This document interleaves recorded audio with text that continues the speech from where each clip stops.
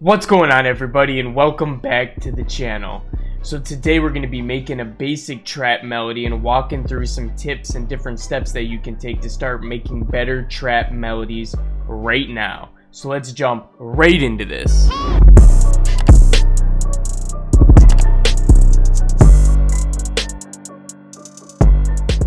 Okay, so the first tip is going to be obviously using scales. So this is a beginner tip, but some people need to hear it. So it's going to be best that you stick with the scale, and what you can do is actually use Melodies to keep track of that for you. So in the description below, I actually have a free download for major, minor, and harmonic major or harmonic minor scales in there that are free downloads. So if you want to use those, you can go ahead and grab them for free. So I think for this melody I want to use a minor. Let's just go with we'll go with a C sharp minor for this. So once you have them outlined like that, you can just pull them right here outside of the starting zone just by literally dragging them over there. And then you know what notes are in this scale. So you can use this as a placeholder to know exactly which notes you can play in all of your different melodies so that they're all within the same scale. So it's going to be super important that you always have your melodies in the same scale, and then your 808s need to follow that scale as well. So the next huge thing is going to be sound selection. So you need to ask yourself, what kind of a melody are you trying to make? And once you know what kind of melody you're trying to make, you need to understand what kind of instruments are going to sound good together in that type of genre. So if you're going for an emotional type of beat, you're going to want to be using pianos, guitars, things of that sort that have those little bluesy type of things to it. Maybe an organ, something like that. Now if you're doing a really dark, heavy trap beat, you might want to add some more orchestral instruments to it. Maybe you want to put some strings in there, or some ensembles, different things like that. Maybe you're just going for a traditional guitar with a flute trap beat. So you need to figure out what kind of a beat you're going for and what kind of instruments you're going to be using, because certain ones are going to sound good together and others won't. Alright, so I'm going to start with an expand and just play around with something. One thing that I do that I recommend you should get into the habit of doing as well is laying down a melody. Regardless if it's perfect or not, you can try to move on to a counter melody. And sometimes the counter melody is going to make that melody even better, or you're going to see where you need to tweak the first melody. Or if that doesn't work and you don't like it at all, sometimes that counter melody that you made can then be your main melody, and then you can make a counter melody to your once counter melody. So when you make two or more melodies, you could just scrap one or more of them if you want to and just build off of one. So never feel like you're limited to what you create in your first 5 or 10 minutes of getting in there. This is kind of what you see me do in some of my videos. You'll see me go to the melody, maybe build some drums, and then I'll go back to the melody at some other point because I hear something else, or maybe I get rid of one of the melodies and I add something in at the end. I'm always tweaking it. I'm always second guessing if everything sounds good.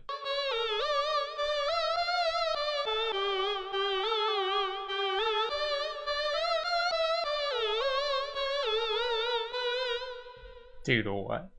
So literally, I just started playing something on the keyboard there, and it sounded kind of cool. It sounded like a D12 song or something, so I started playing it out on the piano, and now I have this, and I'm going to play with it a little bit and see if I want to stick with it or get rid of it.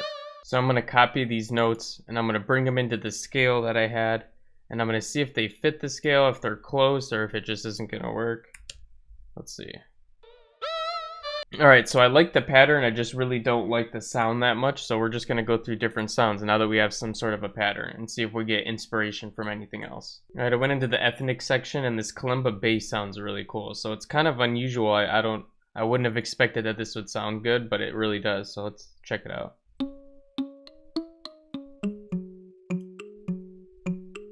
Okay, so once you're happy with the melody, what you're going to want to do is find the best octave that it sounds the best in. So I'm going to go up and down and see which one sounds better. We'll go down first.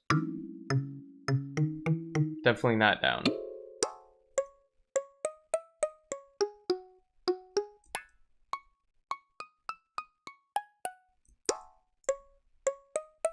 Okay, I like that, but I think the original one we had it on was the best. So what I'm going to do is layer this one with the original one, so now we have two of them. But I do not like that weird sound that it's making, so if we can't fix that, what I'm going to do is turn down these velocities on the top ones. Actually, let's see. Alright, we might just get rid of them completely.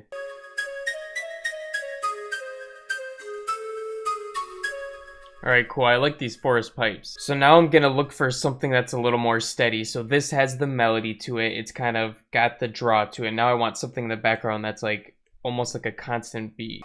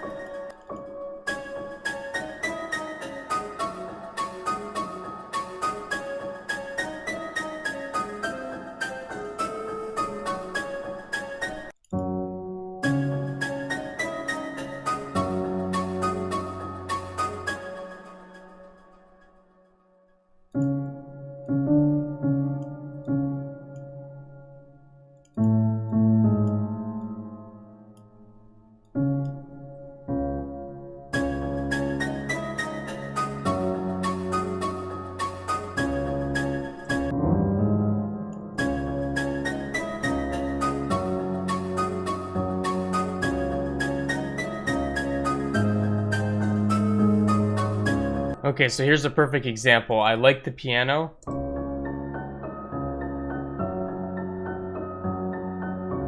But I do not like that flute whatsoever anymore, so we're actually going to get rid of it completely.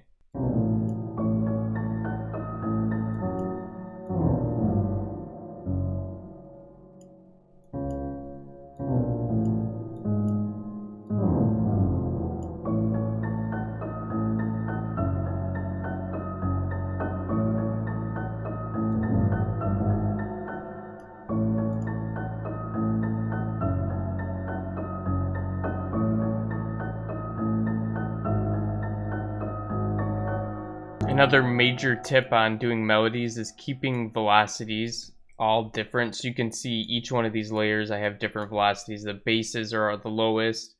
Then I have these middle ground ones, and then the high ones are the loudest, because those are like the main tones I'm trying to bring out with this piano.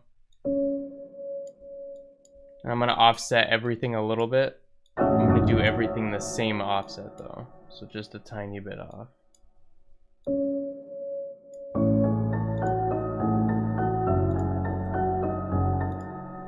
I'm going to use the MIDI effect velocity randomizer here. I might just find an instrument to layer with this, honestly. It sounds pretty good.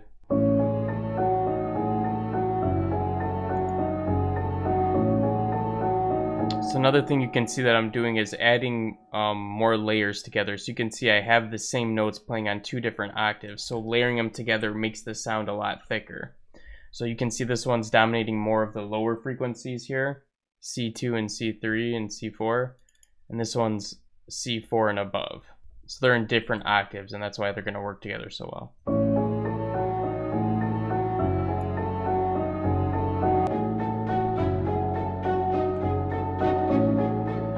Alright, since this was since our pads were doing like some sort of a violin sort of deal, I just ended up taking my symphonic strings violin that I have. It's a lot higher quality violin, and I like the spiccato on here, so we're going to use that instead. So it sounds a lot better now. It sounds like this.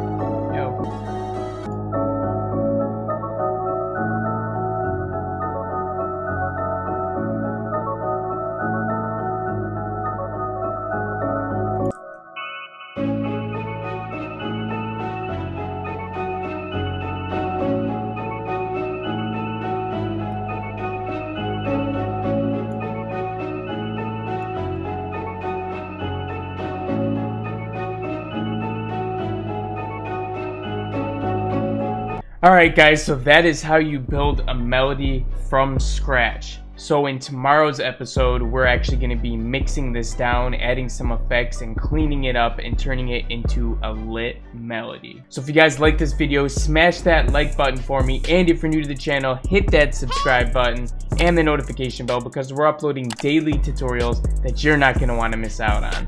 But besides that, I'll be catching you guys again in the next one. Peace out.